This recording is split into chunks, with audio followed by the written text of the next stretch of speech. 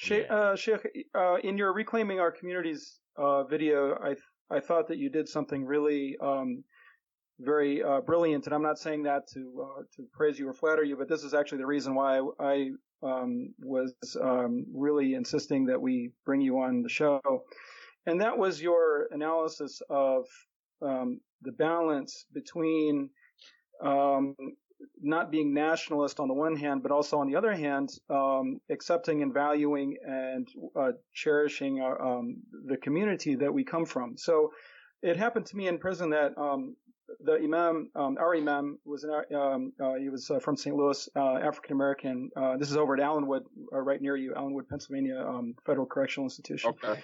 So he made me the assistant imam, and I was also his cellmate.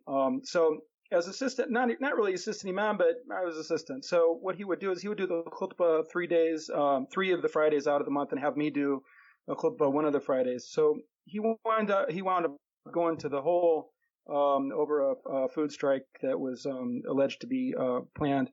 And so he was gone, and he was gone for a couple months. So for those couple months, I was just doing the khutbah every Friday because no one else really knew the khutbah to the hajj or anything like that. So after a while, some brothers came to me and they said, brother, a lot of people are starting to complain because they say that they have white people telling them what to do all week.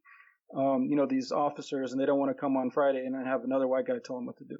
And in my mind, I actually completely understood that.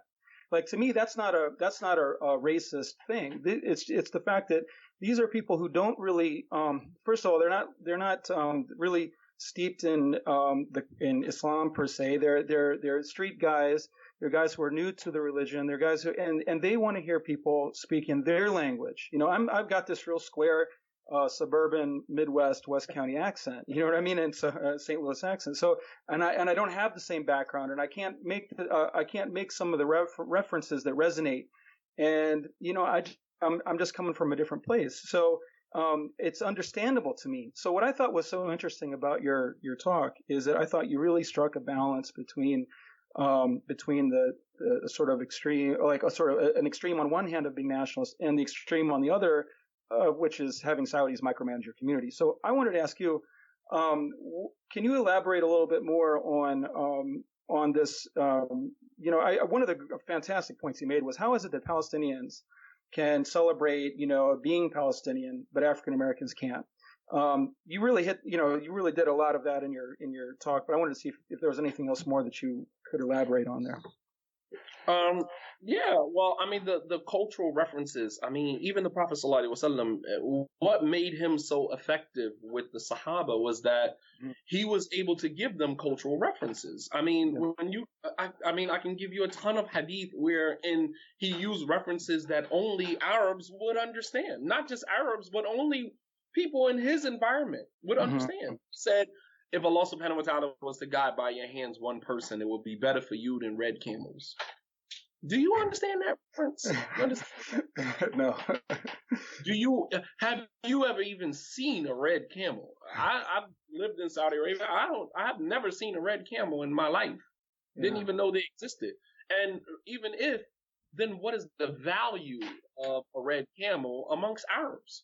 Obviously, it meant something for him to use that reference.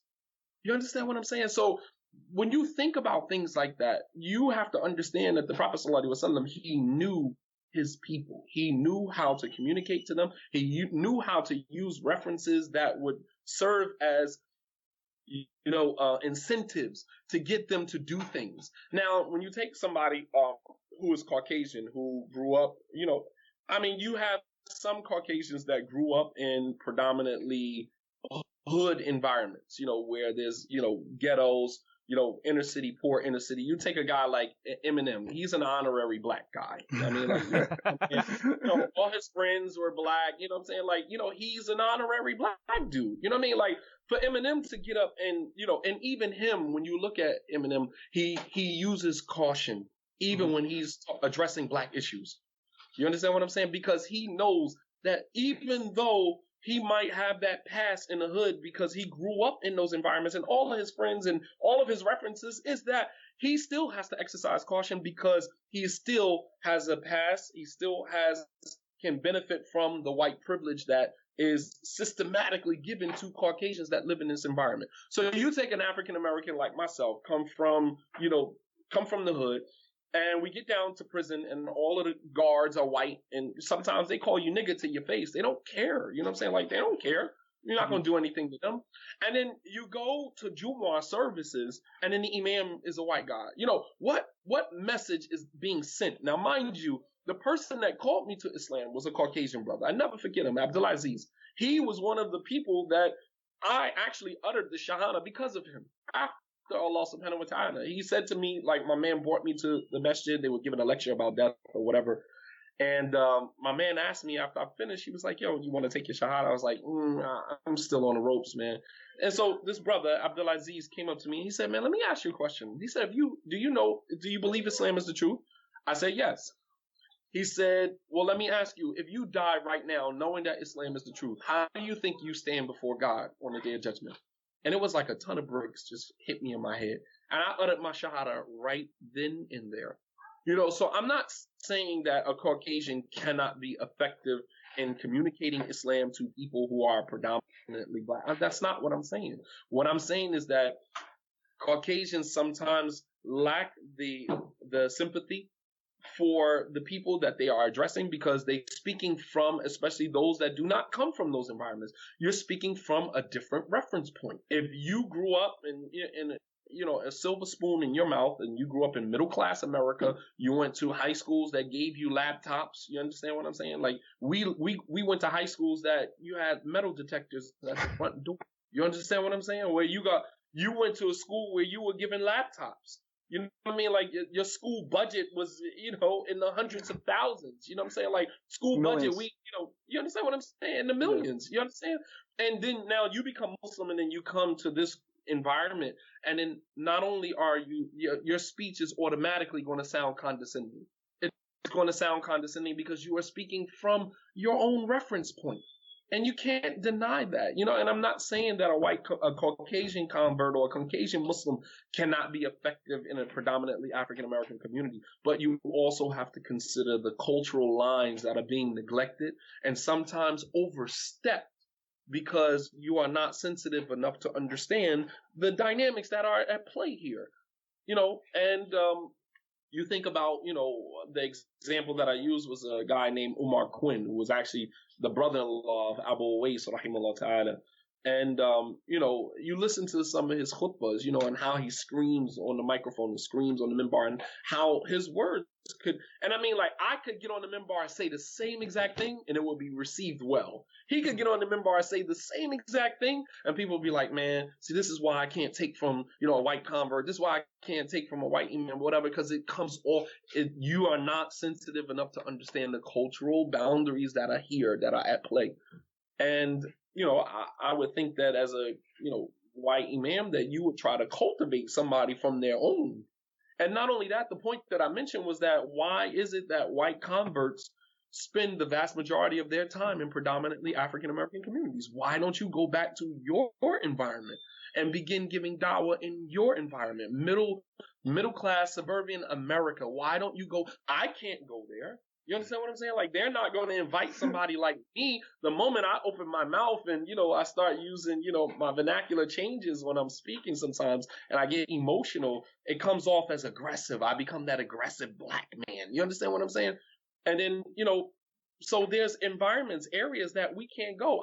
I've been to Pakistani masjids that won't invite me back because they figure that my address is too aggressive. I get off the minbar, brother, the khutbah was very good, but lower your voice, please. And, change. It's like you're asking me basically not to be me. You understand? When I go to an African American community, they love it. They want more. They don't even want you to stop. You understand? So we have to be sensitive to these matters. And it's not a matter of nationalism. I'm the imam of a predominantly Indo-Pak Arab community. I am an Islamic studies teacher at a school that is predominantly Arab and Pakistani. You know what I'm saying? Like we are always going to be a minority. No matter where we go, we're always going to be a minority. So to say that an African American, because he is advocating, awareness of these cultural lines, to label the person as nationalistic, especially from people who are African American. The funny thing about it is that I had many white Muslims come on my Facebook page, comment under that same lecture. It's like, yo, I totally get it. I benefit from white privilege. If I was not recording this right now, I would pull up. Matter of fact, let me stop because I gotta show you this. This Okay. came to me this morning, just this morning. Caucasian sister.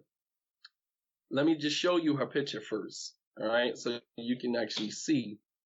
All right, so you see her Michelle at the top, right? Yes. Right. Okay. I'm gonna click on the message that she sent me.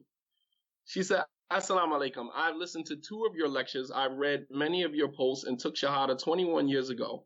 Throughout all of these years, throughout all of the cultural communities I've been involved in, I must say to you, you are the very first person that is straightforward about the true issues that are in the way of true understanding our religion. I understand your conviction is for the African American community, and no, I am not African American, but I am Muslim. I am older. I have 2 biracial kids and a grandson, and wallahi, you have completely inspired me to follow you, your lectures, and you have given me the hope that I have been searching for the future of our deen in America. Beautiful, just beautiful. May Allah continue to guide you and advance you in your cause and learning and understanding. I mean, like, and this is, you understand what I'm saying? Like, I had Caucasian Muslims, Joe Bradford, who was was a scholar, and also graduate from the Islamic University. Joe Bradford, he also got on Twitter. He jumped on Twitter and he said, yo, I listened to the whole lecture. And the lecture was 3 hours, and I'm sorry about that, but I had to air some grievances out. Joe said, I listened to the whole lecture. He said, and Joe was actually very close with Yasser Qadhi when I got there. Joe had been there a few years before I got there, and him and Yasser were very close as well. And he was like, I know Shadid from the very beginning when he first got to the university, and I know the guy is not nationalistic, and he's not a racist. He said, I listened to the whole lecture. There was and then he began to quote statistics about how whites can walk into a bank and get a loan quicker than an African American, how whites earn on average more. Their salaries are more, and they earn more than the average. The average African American doesn't even earn minimum wage. The average Caucasian American earns between 45 and 65,000 a year. You understand what I'm saying? Look at prison demographics. Yeah. Look at the incarceration rates. I mean, like and the sad thing about it is that I will have African Americans condemn me for being nationalistic, and they are more, vigilant and more, and more diligent about making that claim than you would find Caucasian Americans, Caucasian Muslims, Right. And all we want to do is just own it, just own what it is, and then we can move forward with the conversation.